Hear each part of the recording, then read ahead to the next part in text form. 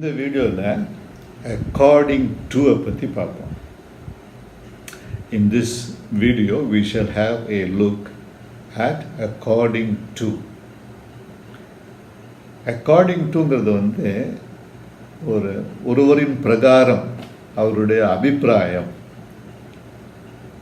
ஒரு மனிதருடைய அபிப்பிராயம் அல்லது ஒரு துறையினுடைய அபிப்பிராயம் அல்லது எண்ணம் அல்லது சட்டம், அவங்க என்ன சொல்கிறாங்க, அவங்களுடைய எண்ணம் இப்படி இருக்குது, அந்த அர்த்தத்தில் தான் according to வருது. according to means what a person or a science or a discipline believes or says or acknowledges. These are situations in which we can use the words according to. நான் சில உதாரணங்களை சொன்னாக்கா அது ரொம்ப தெளிவாக இருக்கும். I shall give you a few examples to explain it.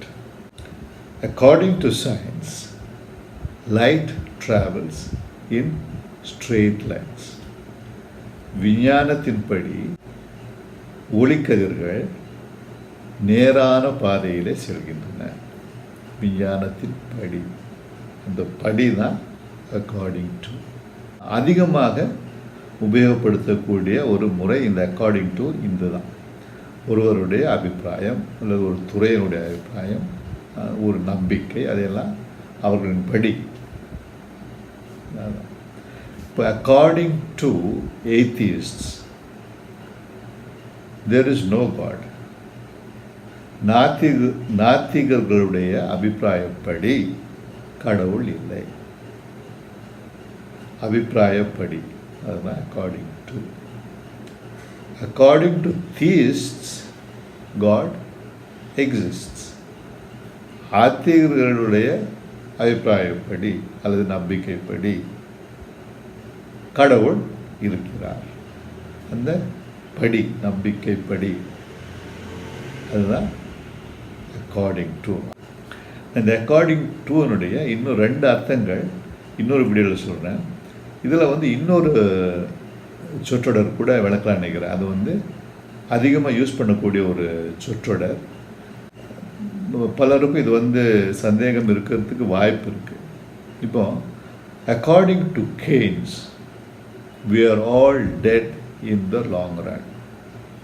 Keynes ஒரு பொருளாதார மேதை. அவர் சொன்ன இந்த வாக்கியம் என்னென்னா, in the long run we are all dead. நீண்ட காலத்திற்கு பிறகு நாம் எல்லாரும் செத்து போயிருப்போம். அது சொல்கிறதுக்கு அது ஒரு பெரிய விஷயம் இல்லை, எல்லாருக்கும் தெரிஞ்ச விஷயந்தான். ஆனால் அது சொன்ன அந்த சூழ்நிலையை பற்றி நான் சொல்கிறேன். இப்போது இந்த பொருளாதாரத்தில் சில கொள்கையினால் தற்காலத்தில் இப்போது நிறைய கொஞ்சம் கஷ்டங்கள்லாம் இருக்கும். ஆனால் கொஞ்சம் நாளைக்கு அப்புறம் அதுதான் லாங் ரன். இந்த லாங் ரன்னா ரொம்ப நாளைக்கு அப்புறம் இதனால் நன்மைகள் வரும் அப்படின்னு ஒரு கொள்கைகள், சில பொருளாதார கொள்கைகள் அந்த காலத்தில் இருந்தன. அப்போது கெய்ன்ஸுக்கு இதோட உடன்பாடு இல்லை. அவர் அதுக்குனால தான் அவர் என்ன சொன்னார்னா, இந்த long run we are all dead. நீண்ட காலத்திற்கு பிறகு நம்ம எல்லாம் செத்து போயிருப்போம். அதனால் இப்போ திட்டம் போடும்போது நீண்ட காலத்தை பற்றி மட்டும் நினச்சி போடக்கூடாது. இன்றைக்கி என்ன நடக்கும், நாளை பற்றி மட்டும் நினச்சி நீங்கள் திட்டம் போட்டிங்கன்னாக்கா இன்றைக்கு உள்ள கஷ்டத்தையும் நீங்கள் நினைக்கணும். அதுதான் அவர் சொன்ன ஒரு மிகவும் பிரபலமான ஒரு சொற்றொடர், ஒரு அபிப்பிராயம். In the long run we are all dead. So according to Keynes, in the long run we are all dead.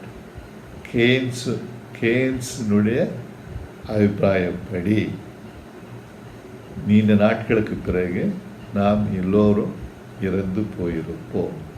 அதனால் சட்டங்களையும் திட்டங்களையும் அதை கருத்தில் கொண்டு செய்ய வேண்டும்.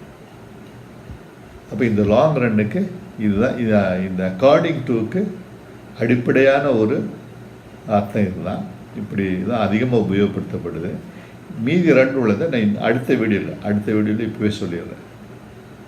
So according to me, if you like, subscribe and share, you will be good in English in the short run, and you will be excellent in English in the long run. நன்றி, வணக்கம்.